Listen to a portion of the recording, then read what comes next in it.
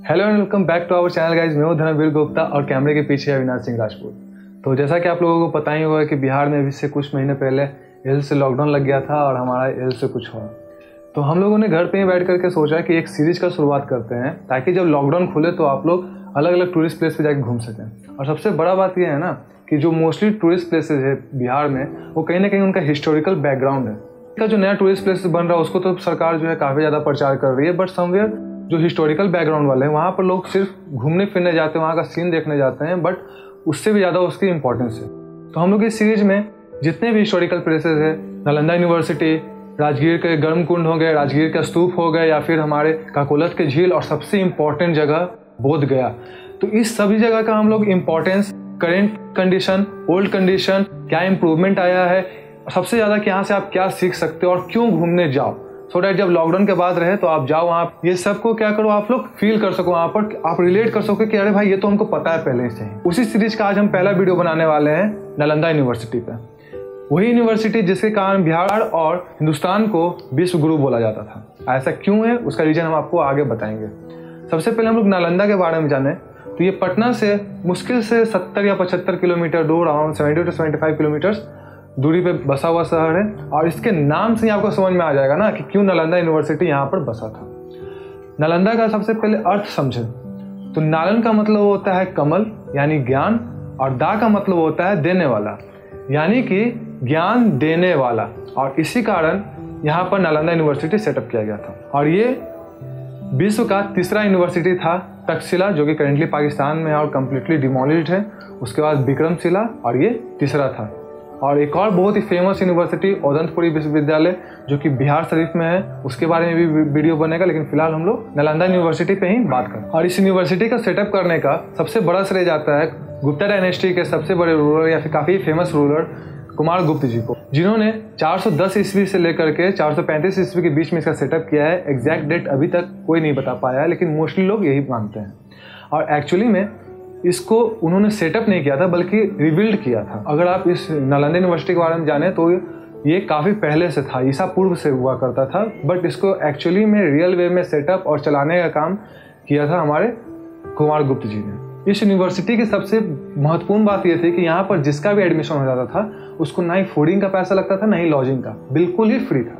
लेकिन इसका मतलब ये नहीं था कि यहाँ का जो एडमिशन है वो बहुत ही आसान हो। यहाँ पर बाकायदा एंट्रेंस टेस्ट होता था, और यहाँ पर पढ़ने के लिए आपको संस्कृत में एकदम विद्वान होना पड़ता था। आपका संस्कृत एकदम फ्लुएंट होना चाहिए था, जैसे आज के टाइम पे काफ़ी सारे यूनिवर्सिटीज़ में पढ़ने के लिए आपका इंग्लिश होना जरूरी है। अगर अभी के कुछ यूनिवर्सिटी से इसको कंपेयर करें, जैसे हमारा IISc बेंगलोर हो गया, JNU हो गया, BHU हो गया, यहाँ पर सारे के सारे एंट्रेंस एग्जाम के थ्रू एडमिशन होते हैं, और इसमें भी एंट्रेंस एग्जाम होता था। और इसका एंट्रेंस एग्जाम का पहला चरण होता था इसके गार्ड्स। इसके गार्ड्स ही इतने ज़्यादा इंटेलिजेंट हुआ करते थे, इतने ज़्यादा समझदार हुआ करते थे, विद्वान हुआ करते थे कि 50% से ज़्यादा बच्चे गेट से ही बाहर चले जाते थे, क्योंकि वो गार्ड्स के ही सवालों का जवाब नहीं दे पाते थे। ये था इस यूनिवर्सिटी का लेवल। उसके बाद जब बच्चे अंदर जाते थे तो उनका अलग से टेस्ट लिया जाता था, और एडमिशन प्रोसेस के बाद 10,000 बच्चों का एडमिशन लिया जाता था, और उनको पढ़ाने के लिए 2,000 स्पेशल शिक्षक होते थे, जो कि student to the professor ratio को 5:1 में बदलता था। और अभी का जो सबसे टॉप इंस्टीट्यूट है IIT, उसमें भी student to the professor ratio 10:1 का है। अब आप लोग सोच रहे हो कि भाई 10,000 स्टूडेंट्स, 2,000 शिक्षक, इतने सारे गार्ड्स, इतने सारे दरबान, इतने सारे कर्मचारी, सबको फ्री में मतलब रहना खाना सब कैसे? तो कुमार गुप्त जी ने उस वक्त ही समझ लिया था कि शिक्षा के बिना कुछ भी संभव नहीं है, और उन्होंने 14 एकड़ में फैले हुए नालंदा यूनिवर्सिटी के अगल बगल 200 गांवों का रेवेन्यू दे दिया था नालंदा यूनिवर्सिटी को। इस बात से ये पता चलता है कि उस वक्त भी लोग कितने सजग और जागरूक थे शिक्षा को लेकर। अब आते हैं यहाँ पर पढ़ने के लिए सबसे इंपॉर्टेंट चीज़ क्या था। तो सबसे पहले आपको संस्कृत का विद्वान होना था, जो कि आपको हमने बता दिया पहले ही।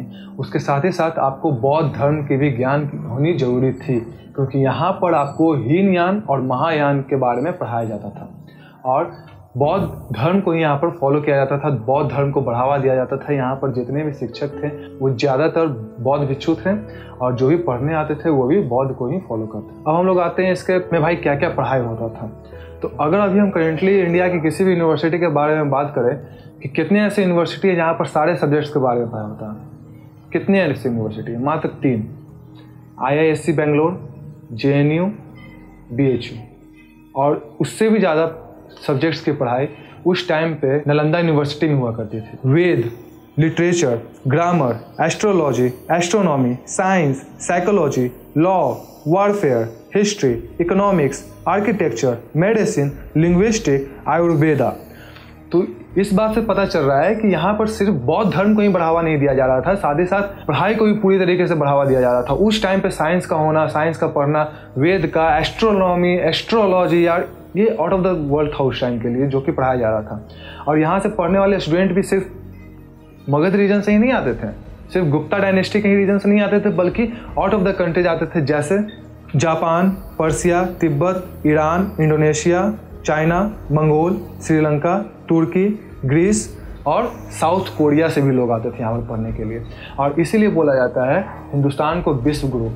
यहाँ से लोगों ने नॉलेज लिया, वो लोग वेस्ट गए, वहाँ से उन लोगों ने यूरोपियन को नॉलेज दिया, यहाँ का नॉलेज उन लोगों को शेयर किया, और बाद में हम ही लोग को सुनने को मिलता है कि भैया इंडिया ने तो कुछ किया ही नहीं है। हमारे महर्षि कन्नाद ने काफ़ी पहले ही परमाणु और अणु के बारे में बता दिया था, जो कि अभी यूरोपियंस उसको इलेक्ट्रॉन, प्रोटॉन और न्यूट्रॉन बोलते हैं, और फिर बोलते हैं कि भैया तुमने तो कुछ किया है। तो जिस तरीके से महर्षि कन्नाद को सब इग्नोर करते हैं, उसी तरीके से सब सुश्रुत को भी इग्नोर करते हैं, जिन्होंने प्लास्टिक सर्जरी किया था। अभी तक बहुत लोगों को समझ नहीं है प्लास्टिक सर्जरी के बारे में, जो कि उन्होंने कितने साल पहले ये काम करके दिखा दिया। ये वीडियो बनाने का ये मोटिव हमारा यही है कि हम लोग अपने इतिहास पर गर्व कर सकें। अब आगे चलते हैं, और आपको हम लोगों ने इतना तो बता दिया कि इसमें वेद का पढ़ाई होता है, लिटरेचर का पढ़ाई होता है, तो भाई कुछ आउटकम्स भी तो होना चाहिए।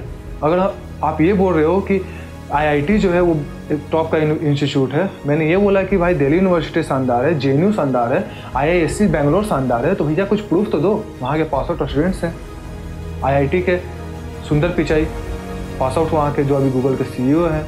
JNU and Delhi university highest number of IAS producing university है देश का। IISc बेंगलोर, जो कि हमेशा कुछ न तो कुछ ऐसा रिसर्च करता है जिसके कारण इंडिया को वर्ल्ड लेवल पे नाम मिलता है, फेम मिलता है। यहाँ के भी कुछ सुप्रसिद्ध पास आउट स्टूडेंट्स के बारे में हम आपको बताना चाहें, जैसे कि आर्यभट्टा, आर्यदेवा, अतीसा, चंद्रकीर्ति, धर्मकीर्ति, धर्मपाला, नागार्जुना, यीजिंग, ये सारे महान लोग यहीं के पास आउट स्टूडेंट्स हैं, जो प्रूव करते हैं कि यहाँ पर का जो शिक्षा व्यवस्था था वो काफ़ी ज़्यादा शानदार था। और अब आप लोग सोच रहे होंगे कि भाई ये इतना अच्छा यूनिवर्सिटी था, इतना बड़ा यूनिवर्सिटी था, तो इसको तोड़ा क्यों किया? तो उसके पहले हम आपको बता देते हैं कि इस जो भी बात अभी मैंने बोली है, इस बात का आपको प्रूफ मिलता है मिनहाज सिराज की किताब तबकाते नासरी में। अब बात करते हैं कि इसको भाई तोड़ा क्यों गया था। इतना शानदार यूनिवर्सिटी था, अब कोई थोड़ी ही जाकर के दिल्ली यूनिवर्सिटी और JNU को तोड़ देगा क्योंकि यहाँ पर बहुत ज़्यादा अच्छा से पढ़ाई होता है, ऐसा तो बिल्कुल भी नहीं है। तो इसको तोड़ा क्यों गया था? खुन्नस, जलन, अपने धर्म के प्रचार के लिए, एक पर्टिकुलर धर्म के प्रचार के लिए इसको तोड़ दिया गया था। और एक या दो बार नहीं बल्कि 3 बार तोड़ा गया था। इसको 3 बार तोड़ा गया था, 2 बार रिबिल्ड किया गया था, आखिरी बार में फिर उसको रिबिल्ड करना ही संभव नहीं था। सबसे पहले इसको हुनों ने तोड़ा था वेस्ट डायरेक्शन से आकर के, जिसको स्कंदगुप्त जी ने बनवाया। फिर इसको तोड़ा चाइना के साइड से घोड़ों ने आकर के, और उसको बनाया हमारे हर्षवर्धन जी ने। अगर इनके ऊपर भी आपको वीडियो चाहिए तो आप कमेंट सेक्शन में लिख दें, हम शानदार वीडियो बना करके आपको देंगे। और अंत में बख्तियार खिलजी, इस सनकी पागल ने ऐसा बर्बाद किया नालंदा यूनिवर्सिटी को, तो फिर दोबारा कोई जोड़ने वाला बना ही नहीं। और उसके बाद इतना ज़्यादा एक पर्टिकुलर धर्म का रूल आ गया इंडिया में कि कोई इस पर ध्यान भी नहीं दिया। तो एक बार नहीं बल्कि 3 बार तोड़ा गया था, और उसका आप जा करके वहाँ पर देख भी सकते हैं, क्योंकि तीनों बार जब तोड़ा गया था ना, तो अलग अलग ईंटों से बनाया गया था। सबसे नीचे आपको वो ईंटा मिलेगा जो कि पहले ओरिजिनल था, उसके बाद आपको स्कंदगुप्त के द्वारा जब सही करवाया गया था वो ईंटा मिलेगा, उसके बाद फिर हर्षवर्धन जी के द्वारा जो सही किया गया था वो ईंट मिलेगा। तो आप जा करके वहाँ पर अच्छे से इसको रिलेट कर पाओगे इस वीडियो को देखने के बाद। तो अब बात करते हैं कि इसको तोड़ा क्यों गया, इतने बुरी तरीके से जलाया क्यों गया, इतना बुरा तरीके से वहाँ के पढ़ रहे छात्रों और शिक्षकों को मारा क्यों गया था।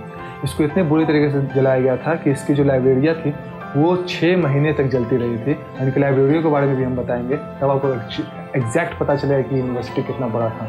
तो इसको तोड़ने वाले जो कमांडर था, रिजेक्टेड और अवध का बेकार कमांडर बख्तियार खिलजी। एक बार की बात है कि उसकी तबीयत बहुत ही ज़्यादा ख़राब हुई थी, उसकी हेल्थ बहुत ही गंदे तरीके से डिटोरिएट हुई थी, और कोई भी हकीम या किसी भी तरह का कोई भी वैद्य उसका इलाज नहीं कर पा रहा था सही से।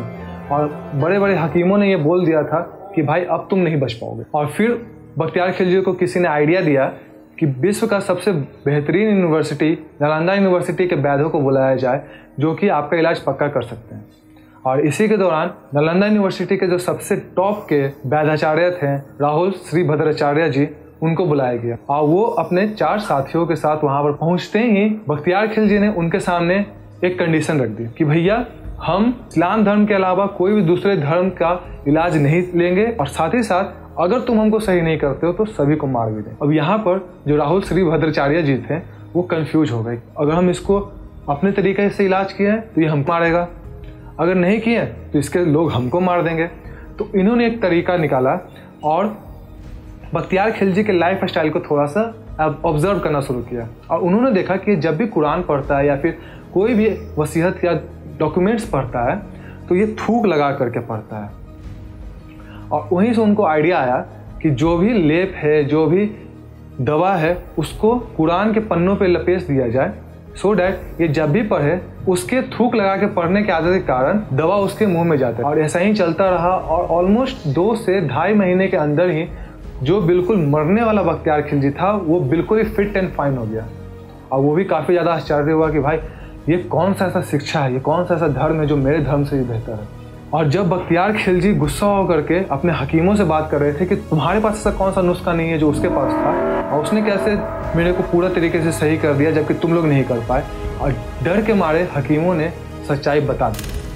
और ये सच्चाई सुन के उसके गुस्से को और भी ज़्यादा हवा मिली, उसका जो आग था अंदर का और भी ज़्यादा भड़क उठा और उसने कसम खा लिया कि वो इस यूनिवर्सिटी को तोड़ देगा जो उसके धर्म से बेहतर। और इसी कारण वो एक बड़ी सी सेना लेकर के सीधा निकल पड़ा नालंदा विश्वविद्यालय की तरफ। पहले तो उसने औदनपुरी विश्वविद्यालय को तोड़ा और फिर बाद में नालंदा यूनिवर्सिटी को। इतने बुरे और निर्दयी तरीके से वहाँ पर रहने वाले गार्ड्स को मारा, इतने गंदे तरीके से कि उनकी लाशें भी नहीं मिल पाई। और फिर बाद में उसने क्या किया कि उसको सीधा आगे लगा दिया, जिसके कारण 4 बड़ी बड़ी लाइब्रेरीज, अभी की लाइब्रेरी जो है वो 1 तल्ले की, 2 तल्ले की, 3, 4, 5 इस तरह रहती होंगी, लेकिन अभी से 1400 साल पहले आप सोचिए कि 9 तल्ले 9 स्टोरेज लाइब्रेरी थी रत्नोधरी।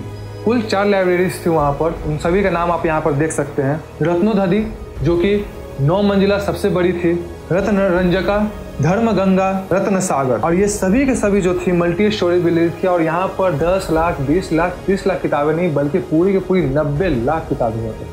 जब पता चला बख्तियार खिलजी को कि इतने बड़े यूनिवर्सिटी में 14 एकड़ में फैली हुई यूनिवर्सिटी को यहाँ पर फ्री में फूडिंग और लॉजिंग दिया जाता था, तो इसके लिए पैसा कहाँ से आता था।